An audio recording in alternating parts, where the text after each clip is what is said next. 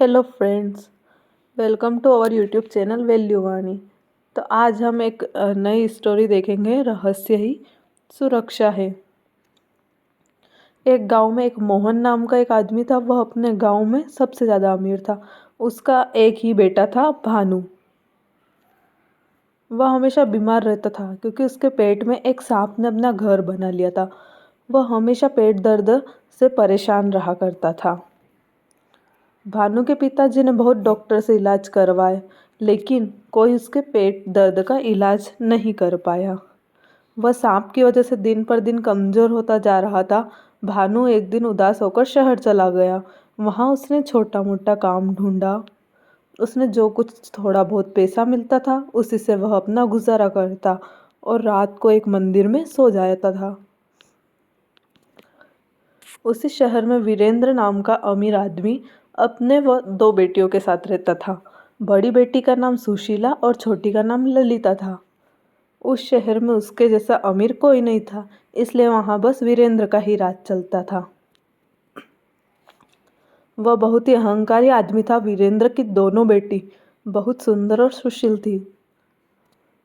वे दोनों रोज सुबह अपने पिता के पैर छूकर आशीर्वाद लेती थी और अपने दिन की शुरुआत करती थी।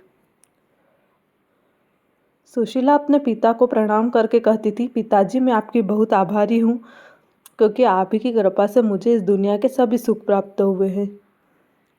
वीरेंद्र जब इतना सुनता था तो बहुत खुश हो जाता था, लेकिन ललिता अपने पिता को प्रणाम करते समय चुप रहा करती थी। एक दिन वीरेंद्र ने ललिता से पूछा, बेटी तू प्रणाम करते समय चुप क्यों रहती है?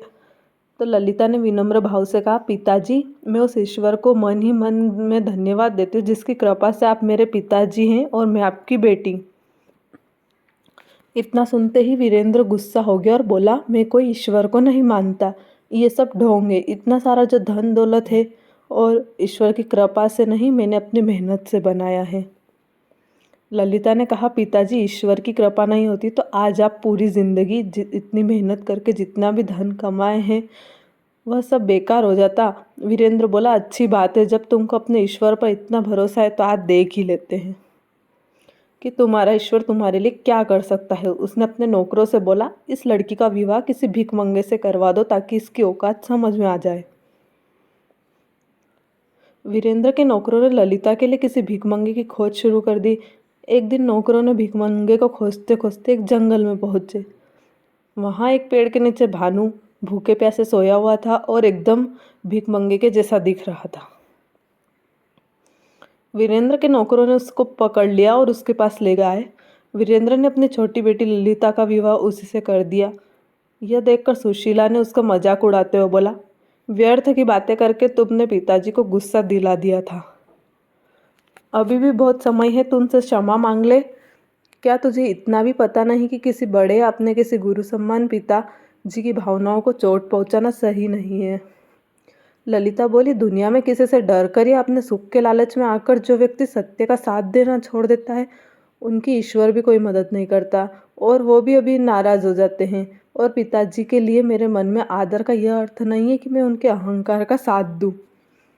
अगर मेरे भाग्य में भीख मांगना ही लिखा है तो उनको कौन रोक सकता है? वीरेंद्र ने ललिता और भानु को कुछ पैसे देकर अपने घर से निकाल दिया और बोला, तुम अपना मुंह मुझे कभी मत दिखाना। ललिता ने खुशी खुशी अपने पति के साथ घर से निकल गई, जंगल की ओर चल पड़ी। चलते चलते थक गए और दोनों को प्यास भी लग गई थी। कुछ दूर गए तो रास्ते में उन्हें एक तालाब दिखा और वो वहीं रुक गए। दोनों वहाँ पर पानी पिए और आराम करने लगे।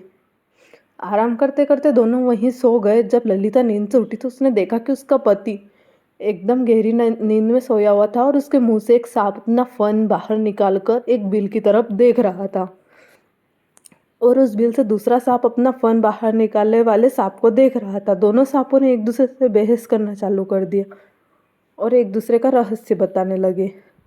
बिल वाले ने सांप ने कहा, अरे दुष्ट, तू इतने सुंदर और नादान बालक का जीवन क्यों नष्ट कर रहा है? तू ये नहीं जानता ये कितने अमीर घर का लड़का है, तो इसको इतना कष्ट दे दिया है कि ये लड़का मजबूरी में अपना घर छोड़ दिया। अब तो बंद कर दे अपनी दुष्टता। तभी भानु के मुंह वाले सांप बोला, तूने भी तो अपने बिल के अंदर एक विशाल खजाने को बर्बाद कर रहा है, तुझे तो मैंने कुछ नहीं कहा। तभी बिल वाला सांप बोला, मुझे तो किसी राजा के पूर्वजों द्वारा दिया गया वचन निभाना, इसलिए मैं इस खजाने की रक्षा कर रहा हूँ। तो मुंह वाला सांप बोला, अरे तू क्या रक्षा करेगा, कोई आदमी तेरे बिल में बस 2 बाल्टी गर्म पानी डाल दे तो तुम मर जाएगा और खजाना भी उसका हो जाएगा। कोई इस रहस्य को नहीं जानता, इसलिए तू अब तक जिंदा है। फिर बिल वाला सांप बोला, तू भी तो इसी कारण जिंदा है कि मूर्ख, तेरा रहस्य कोई नहीं जानता। लेकिन जिस दिन किसी को यह पता चल गया कि पुरानी चावल और सरसों का काढ़ा बनाकर इस लड़के को गर्म गर्म पिलाने से तू मर जाएगा, उसी दिन तेरी दुष्टता भी खत्म हो जाएगी। ललिता यह जानकर अचंभित हो गई कि उसका पति किसी अमीर घर का लड़का है। उसने जल्दी से बगल के गांव में गई और गांव वालों से मदद मांगी। पुरानी चावल और सरसों का काढ़ा और 1 बाल्टी गर्म पानी लाई। फिर उसने उस काढ़े को अपने पति भानु को पिला दी और इसके बाद बाल्टी का गर्म पानी उस बिल में डाल दिया। दोनों सांप तड़पते हुए बाहर निकले और मर गए और भानु एकदम से ठीक हो गया। वह ललिता को दिल से धन्यवाद दिया और बोला, तुम नहीं होती तो पता नहीं मेरा क्या होता। ललिता ने खजाने वाली बात भानु को बताई और दोनों ने मिलकर उस जगह को खोदा तो वहाँ बहुत सोना चांदी और हीरा निकला। वे दोनों खुश हो गए और भानु ने वहाँ का पूरा खजाना और अपनी पत्नी ललिता को लेकर अपने गांव खुशी खुशी चला गया। सारांश, इस रहस्य सुरक्षा की कहानी से हमें शिक्षा मिलती है कि हर इंसान को अपनी गुप्त बातें किसी को नहीं बताना चाहिए। Thank you. स्टोरी अच्छी लगे तो कृपया लाइक करें, शेयर करें और सब्सक्राइब करें ताकि हम आगे भी ऐसी स्टोरी ला सकें।